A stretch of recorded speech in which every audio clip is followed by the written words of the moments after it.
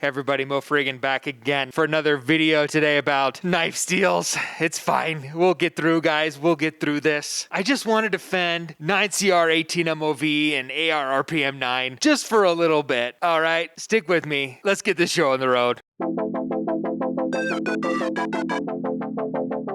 If you're like me, you're a huge Metal Complex fan. He's a YouTuber here, and he's a knife design reviewer. I think he's got very interesting videos. He posts 2 a day, and then on the weekends, he posts something he calls the Knife Guy. He's got over 200 of these. I think I'm talking about number 244. Yes, I am. Number 244. So you can watch that and come back to this one or watch it after this one and see what you think. But I'm going to kind of give you a quick overview and my thoughts on his, and he really didn't have a top 10 list, but he ended up having 10 things on his list of things that he would like to see different or better in 2026 as far as knife design goes. Okay, number 1, he says stop button plunge locks, and I feel like he's moving into my territory as the black button lock guy here, but I agree with him. Let's get rid of button plunge locks. CJRB knife that I got off Kickstarter. That's S90V, shred carbon fiber, titanium clip, titanium bolster, gold accents. It's a button lock. It's just a button plunge lock. It's fine. It's fine, but it would be better with something else. I have a lot of button plunge locks, a lot. And I tell you what, if you show me a button plunge lock now, I'm out. I think there's button top liner locks now that should replace all those. Why should they go? They should go because D10 is spongy and feels mush compared to a top liner lock button lock. And they don't lock up as tight as a top liner lock. So let's get rid of them. Can they be that much cheaper? They can't be. Kizer, tons of top liner locks. Bostede, top liner locks, and their Vancor lock. Perfect. Number 2, he says, get rid of Omega Spring crossbar locks. I don't have a ton of crossbar locks, as you know. Do have one. This is the Kershaw. I don't know the name of it. I'll put it down below. I bought it, and I don't like it. I keep buying crossbar locks and not liking them, and so I'm going to stop, but I just don't like them. Mushy, really light detent on this one. He says, anyway, it doesn't matter. He says, get rid of Omega springs in the crossbar lock. Start using a spring in the crossbar lock. More durable, less prone to break, lock up a little tighter, maybe. His thought was that there was a patent on it that Benchmade had, and he says, maybe not. So he says, get rid of Omega spring crossbar locks. Number 3, left-handed pocket clips. Every knife, or you should either make it possible for it to have a left-sided pocket clip or make a left-handed version. And he has put his money where his mouth is. All of his Excalibur knives that he's designed come out with 2 versions, left and right. My brother is left-handed, and I've sent him a knife. And although I thought to myself, I better send him one that has a reversible pocket clip, he doesn't have the T6s to change over the pocket clip. So he had to go get some T6s to do that. That's a lot to put on somebody. So I agree with them, because I'm a guy that thinks about gifting people knives. I have enough knives for myself. I want to spread the love and give gifts to people. Even if you have a left-handed friend, if you don't know if they're left-handed or not, I guess you better find that out if you're going to buy them a left-handed version of something. I agree with him on this. Here's a knife that I've never shown on this channel, which I enjoy quite a bit. This one is from Bestechman. Look at how cool that knife is. That's a killer point, that sheep's foot, whatever that is. That's crazy. This is in D2. I don't know the name of it. I'll put it up on the screen, but it's got a carbon fiber handle, and this is button plunge lock. But look, no reversible pocket clip. It makes it hard for me to want to gift that to people if there's no reversible pocket clip on there. So that's why I brought that one. His number 4 is Eradicate T6 screws. I have my knife maintenance kit right here. I have Weeha T6s. I could show you their strip because they suck. He's 100% correct. We should get rid of all T6s. It should be all T8s, even on pocket clips. 100% agree. Spyderco Paramilitary 2, CPM Magnica. This is the Salt series version. T8s all around, but the pocket clip is T6s. Look at that crap. Get rid of that, Spyderco. You give us all the mounting options, but T6 screws. Number 5, M390, which is another name for 20CV or 204P. They should be HRC 60 minimum. I didn't do research on this. I agree. Yes. Every knife steel is different for specific steel. Their optimum properties are found at certain hardnesses. According to him, M390 20CV should be 60 or above, even if it's coated. I have the Wii version of this Civivi knife in 20CV. When Neeves knives, tested this one out versus the original, which is in Nitro V. Yes, this one had higher edge retention, but not a lot. So that's my Wii knife experience. He says, more top liner locks. 100% agree. Get rid of the plunge locks, make them all top liner lock. This top liner lock flew under the radar for a long time, the Kizer Mini Grouper in Nitro V, but it is very snappy. It's got a medium to hard detent,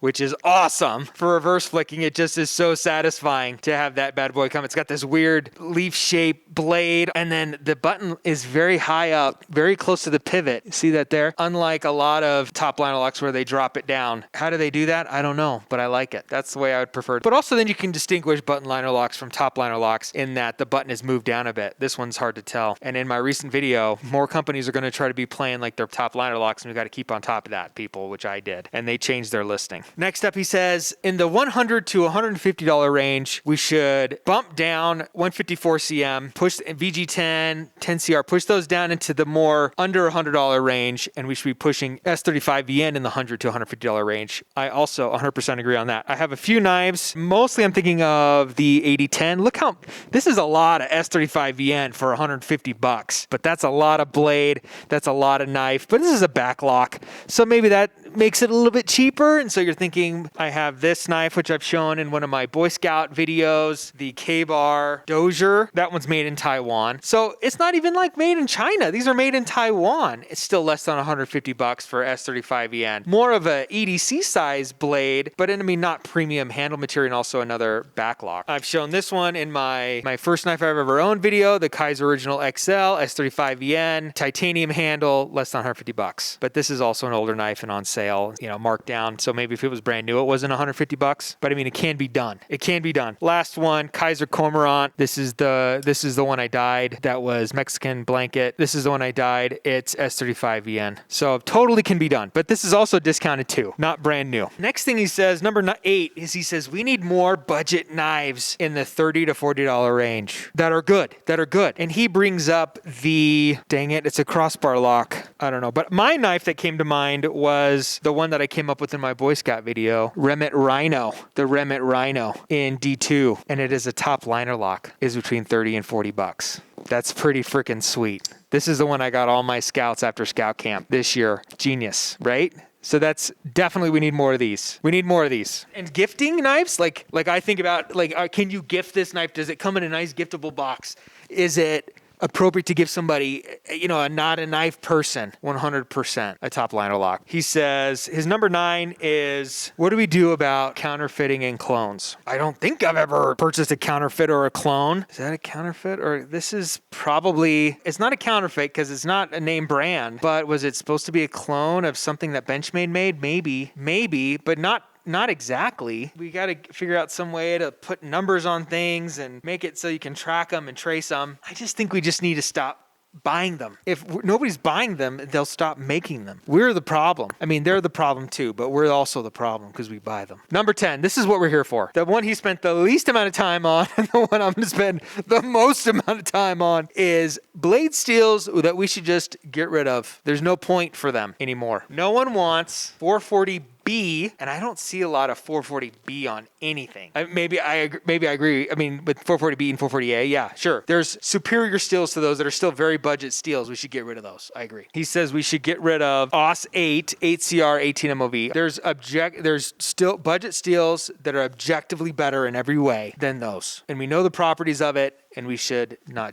But now the one I really want to get to is he says we should get rid of 9CR 18 MOV and AR-RPM9. Get rid of those. Nobody wants them. Done. Buy. 9CR 18 MOV. Most you're going to see that on Sencut knives. So here's my Sencut Sasche, 9CR 18 MOV. I got a wood handle on something. Oh, am I crazy? It's a button plunge lock. I have a lot of AR-RPM9.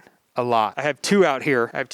This is a budget. If I can find the name of it, I'll put it on the screen. I should have looked these up beforehand. I'm sorry. I'm a bad person. but this is AR-RPM9. This is a button plunge lock. It's kind of like the lesser fancy version of the one I showed earlier for a button plunge lock. This one's an AR-RPM9, completely blacked out. Reversible pocket clip. Kind of a cool saber grind even with the line down it. This is a real fancy version of something with G10, some gold accents in the liners and on the button there. This would be really nice with a nice steel, but wait a minute, it's AR-RPM9 steel. It's just the same. Nice sheep foot blade on there. Nice gentleman's carry. So, I mean, I can see what he's saying. Like on this knife, I agree. Nobody wants AR-RPM9 on this. This one, yeah. I mean, I disagree with him. I say maybe we do. I'm okay with AR-RPM9 on this. Here's a doctor's knife. I have a doctor's knife video, but this one just says 440 steel, which means it's probably 440A. There's just not a lot of edge retention on this. First of all, let's say AUS 8, 8CR. I'll put the toughness, the edge retention, and the corrosion resistance up here. And I'll put it next to Nitro V. Same edge retention 3, same corrosion resistance 7, but it's not as tough as Nitro V. You have a steel that's a budget steel, Nitro V, made in Sweden, superior, objectively superior to 8CR 13 MOV. From the numbers we know. These numbers are from Laren Thomas's knife steel work. 440B is not on his list. He does have 440A on his list. Toughness at 3.5, edge retention at 3.5, and corrosion resistance at 8.5. The same exact number that he has listed for BD1N. BD1N is on Spyderco knives. They're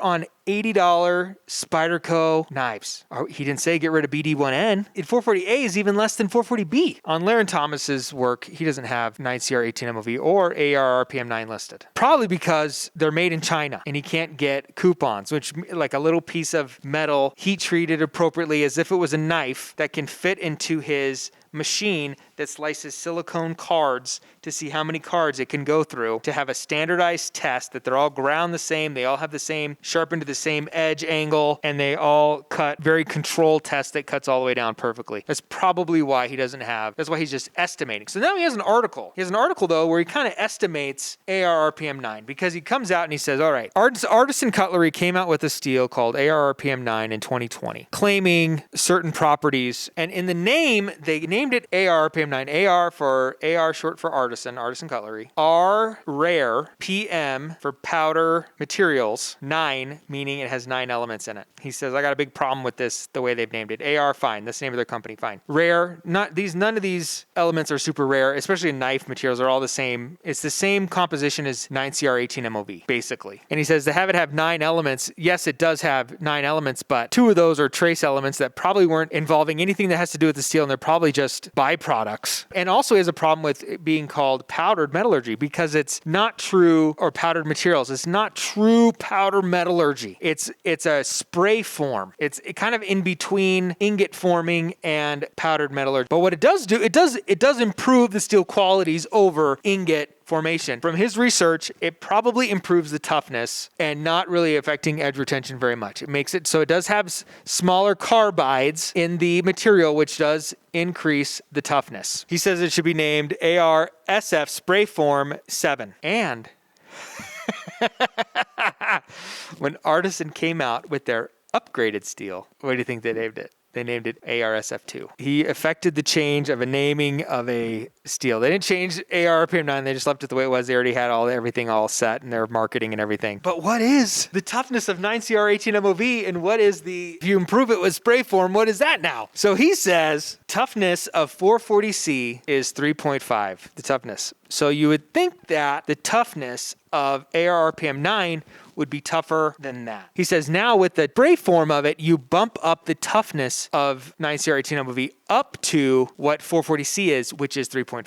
So the toughness of 9CR 18 MOV would be below that. Where we end up is maybe the toughness of 9CR 18 MOV is 3, the edge retention is 4, and the corrosion resistance is 7.5. So I say in the worst case scenario, 9CR 18 MOV, worst case scenario, toughness is 3, edge retention 4, corrosion resistance 7.5. So then the AR-RPM9, the toughness is higher, edge retention is the toughness is either 4 or 4.5, the edge retention is 4, 4.5, and the corrosion resistance is 7 to 7.5. That makes AR-RPM9, in the best case scenario, better in every way to 154 cm. Metal Complex didn't say get rid of 154 cm, but then I don't know, but I'm just guessing. In Larry Thomas's book, he references Cedric Canedo, another YouTuber, which I love. I love that guy. He does knife testing with Sisal rope, where he gets actual knives from companies and sits at a table at a cutting board, gets out his Sisal rope and just counts how many cuts. And he puts it on fast mode, he turns on some Pokemon music, and he gets his videos copyright claimed. But, well, his 9CR 18 MOV, 156 cut average, 250 at the max, which ties it, which is the same as 154 CM. AR-RPM9 is right up there with 154 CM. Why are we in real world testing? And according to Larry Thomas, it's right up there with 154 CM. Metal Complex 9CR 18 MOV is fine. It's a fine budget steel. And AR-RPM9 is a fine budget steel. If it's the same as this, just tougher, that's good. Okay, for example, 14C28N. That's Metal Complex's baby budget steel. He loves 14C28N. He will make all the excuses in the world for 14C28N, Metal Complex. You will. You love that steel. It's balanced. What's the average number for 14C28N? 132. 9CR 10 MOV beats it for cuts. What I'm trying to say here is that there's a lot going on when it comes to knife steel. And just to say, get rid of 9CR 18 MOV and AR-RPM9. Nobody wants them. I'm saying there's a place for them. I'm okay with AR-RPM9 on budget. So his solution, just get rid of 9CR 18 MOV. I say the solution is we need the HRC on every knife. We need to know, just along with the blade length, we need the HRC on every single knife. That adds a little more work and money to every single knife for them to QC the HRC, but it has to be done. Number two, it's going to raise the price. I think it's worth it. And number three, the companies, when they list it, have to get it right. I found 2 knives on Blade HQ. I love Blade HQ with all my heart. Blade HQ, you know I do. You know I love you. I buy all my knives on Blade HQ. I found 2 listings where they had the country of origin wrong. They had USA when it was Taiwan. And not on purpose. It's just a lot of information to put down on every knife. And I'm adding one more thing that I want, which is HRC. I think that's the answer, Metal Complex. Don't get rid of 9CR AR-RPM9. I'll link those Larry Thomas articles below. You just have to go to a Cedric Canedo video to find their spreadsheet of all their knife testing. They just put it out there. There's a lot of knives to link. I'll link whatever knives I can find down there, the ones I showed today. Hey, if you like this type of content, like, subscribe. Let me know what you think down in the comments about this. Do you think we should get rid of AR-RPM9? Guys, we'll see you on the next one. Farewell.